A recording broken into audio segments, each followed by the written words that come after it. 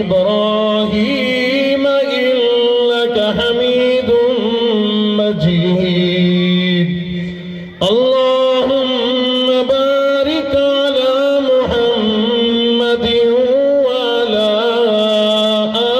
آل محمد كما باركت على إبراهيم وعلى آل إبراهيم إنك حميد مجيد حب احمد ازل ہی سے سینے میں ہے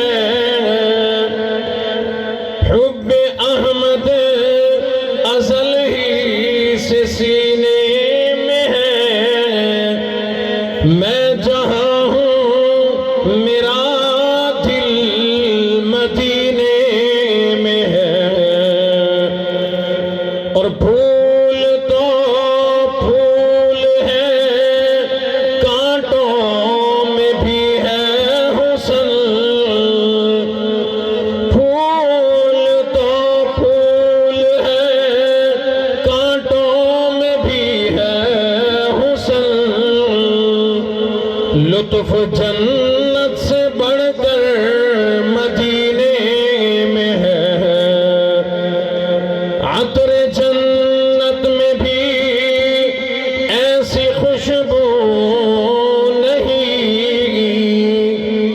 عطر جنت میں بھی ایسی خوشبو نہیں جیسی خوشبو نبی کے پسینے میں ہے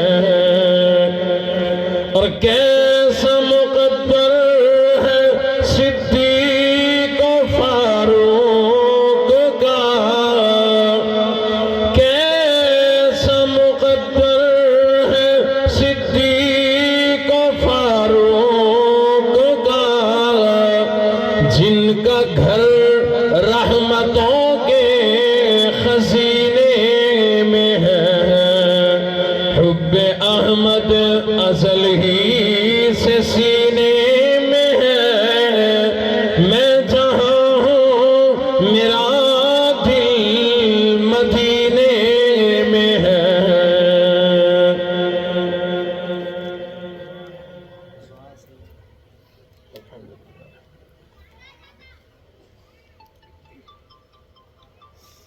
انتہائی واجب الاحترام حضرات علماء کرام طلباء اعزام اہلیان علاقہ معززین علاقہ محترم بزرگوں غیور نوجوانوں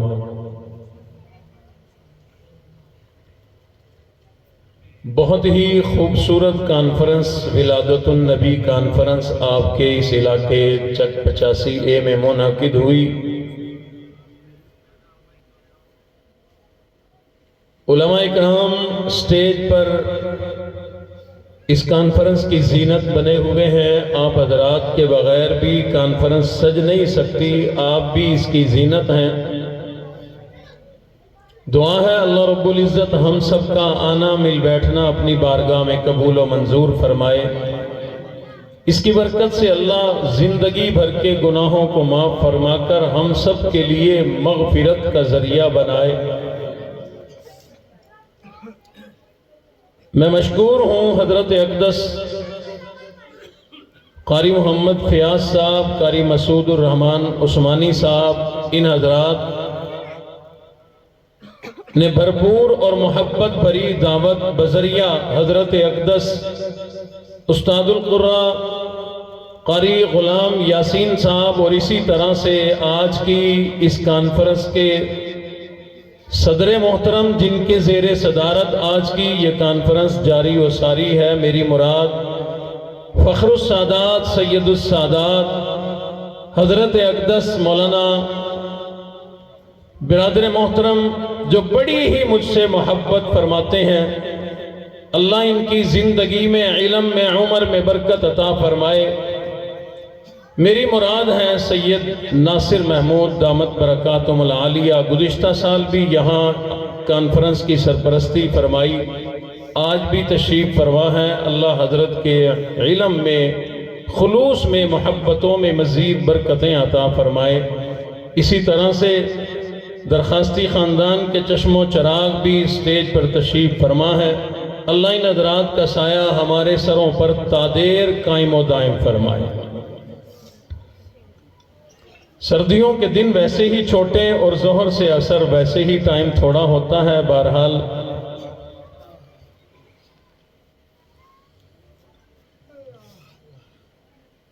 میرے محترم دوستوں،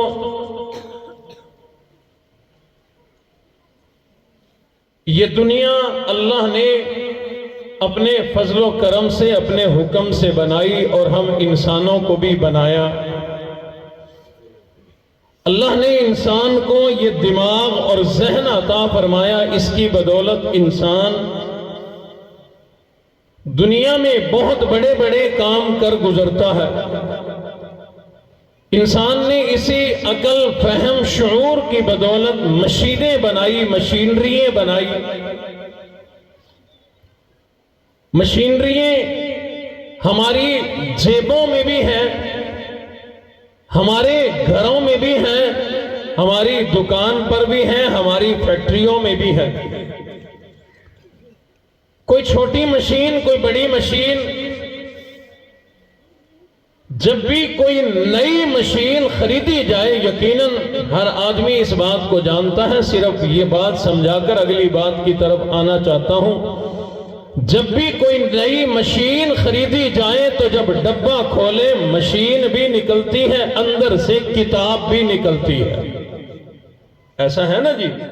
آپ یہ والی مشین خریدتے ہیں، ڈبہ پیک، تو اس کے اندر سے ایک کتاب بھی نکل کے آتی ہے۔ یہ کتاب کیوں انہوں نے ساتھ بھیجی؟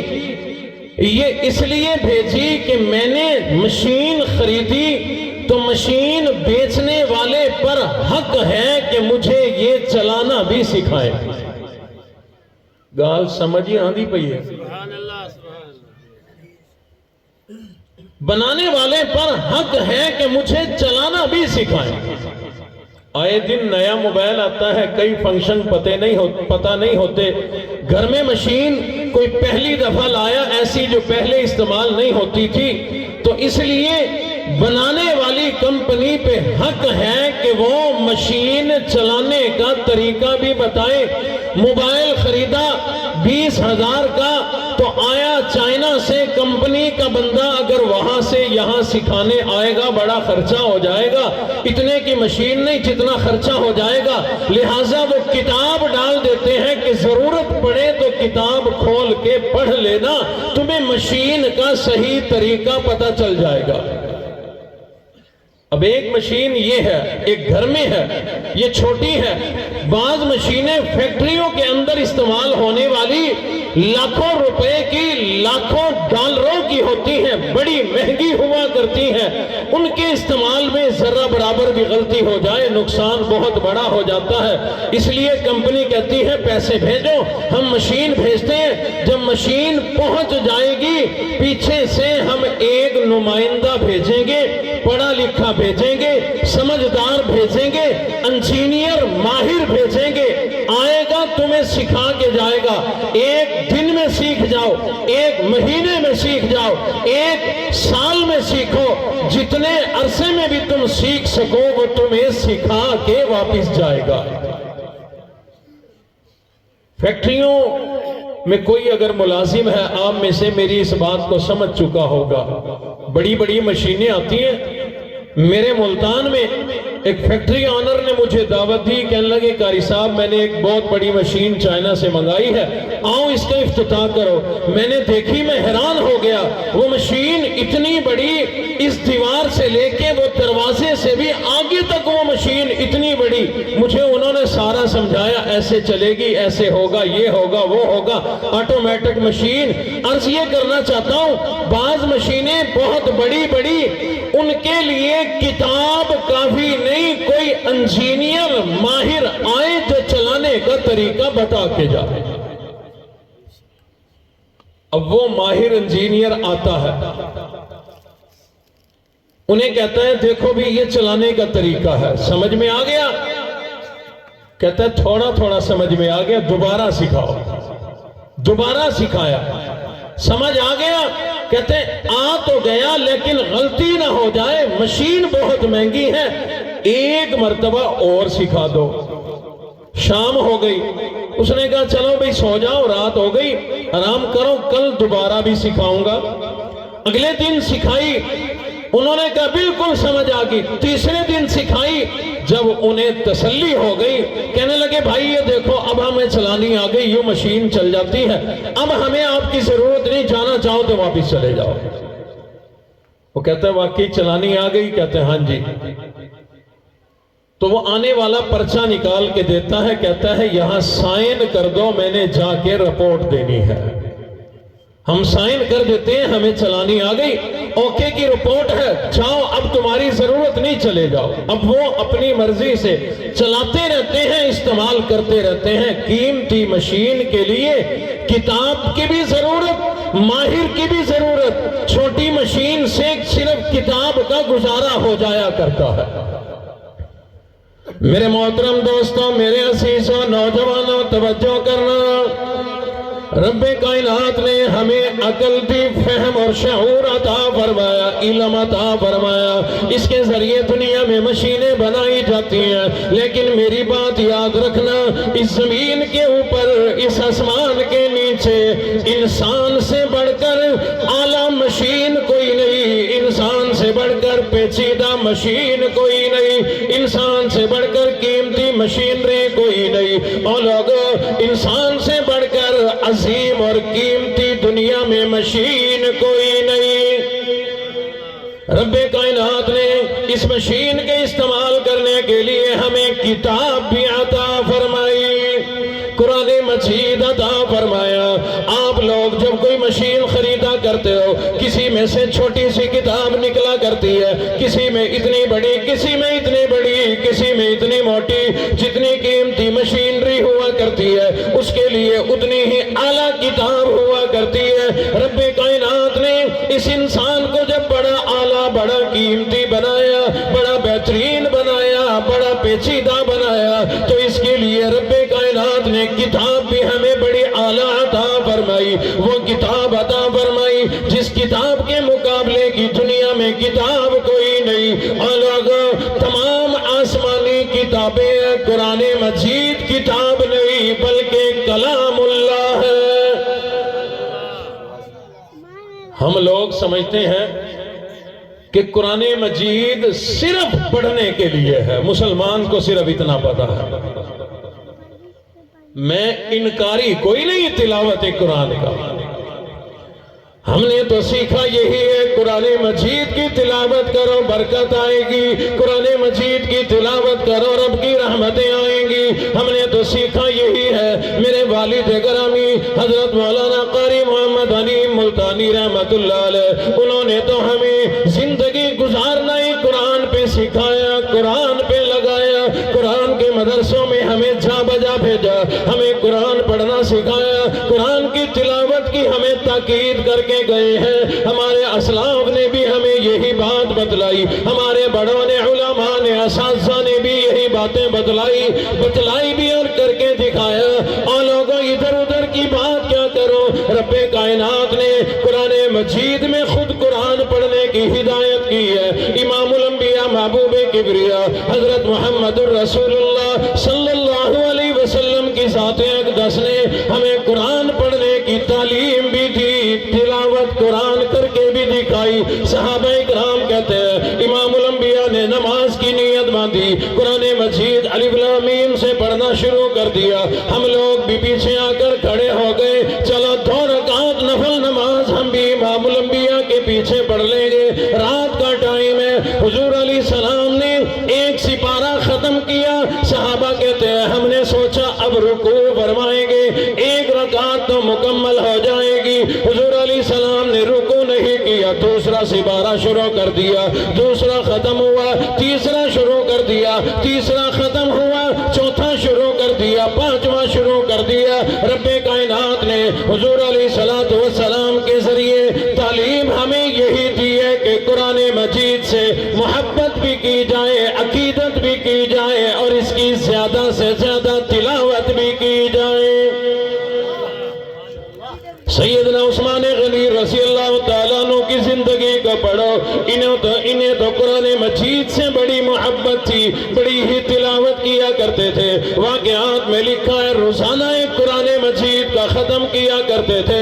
شیر خدا علی المرتضی رضی اللہ تعالیٰ عنہ کے واقعات میں ہے روزانہ ایک قرآن مجید کا ختم کیا کرتے تھے۔ سیدہ فاطمہ رضی اللہ تعالیٰ عنہ امام الانبیاء نے جنہیں اپنا جگر کا ٹکڑا ارشاد فرمایا، سیدہ فاطمہ رات کو عشاء کی نماز کے بعد تھوڑا سا آرام کر لیا کرتی، بیدار ہو کر وضو کر کے مصلی پہ کھڑی ہو جایا کرتی، مصلی پہ کھڑے ہو کر 2 رکعت نفل نماز کی نیت باندھ کر 2 رکعتوں میں کبھی 15 سپارے کبھی پورا قرآن ختم کر دیا کرتی تھی۔ حضرت رابعہ بصری رحمت اللہ علیہ ان کے واقعات سے بھی یہی ملتا ہے، رات کو عشاء کی نفل نماز میں، رات کی نمازوں میں کبھی 15 سپارے کبھی 2 رکعتوں میں پورا قرآن مجید ختم کر دیا کرتی تھی۔ امام ابو حنیفہ رحمت اللہ علیہ روزانہ ایک قرآن مجید کا ختم کیا کرتے تھے۔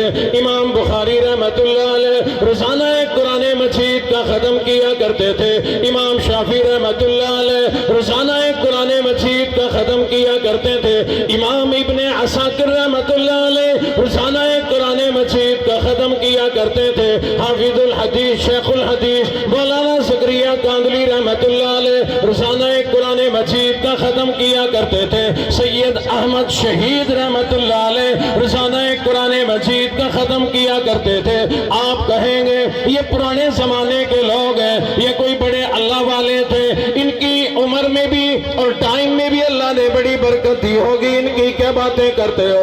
آؤ زیادہ دور کی بات کوئی نہیں، آپ کے میرے پہلو میں حضرت درخواستی تشریف فرما ہے۔ ان کے علاقے کے بالکل قریب وہاں پر خانپور کے قریب ایک چھوٹی سی بستی ہے جسے دین پور شریف کہا جاتا ہے۔ وہاں کے سرخیال اور بڑے جو دنیا سے رخصت ہو گئے پیر عبدالہادی رحمت اللہ علیہ، ان کے بارے میں میرے والد گرامی نے مجھے بتلایا اور کتابوں میں بھی موجود ہے۔ حضرت پیر عبدالہادی رحمت اللہ علیہ روزانہ ایک قرآن مجید کا ختم کیا کرتے تھے، اور میرے والد گرامی نے یہ بھی بتلایا حضرت پیر عبدالہادی رحمت اللہ علیہ جس دن دنیا سے رخصت ہوئے بڑی تکلیف کی حالت میں تھے، شدید تکلیف میں تھے۔ اس شدید تکلیف کی عالم میں بھی جاتے جاتے آخری دن میں 16 سپاروں کی تلاوت کر کے گئے ہیں۔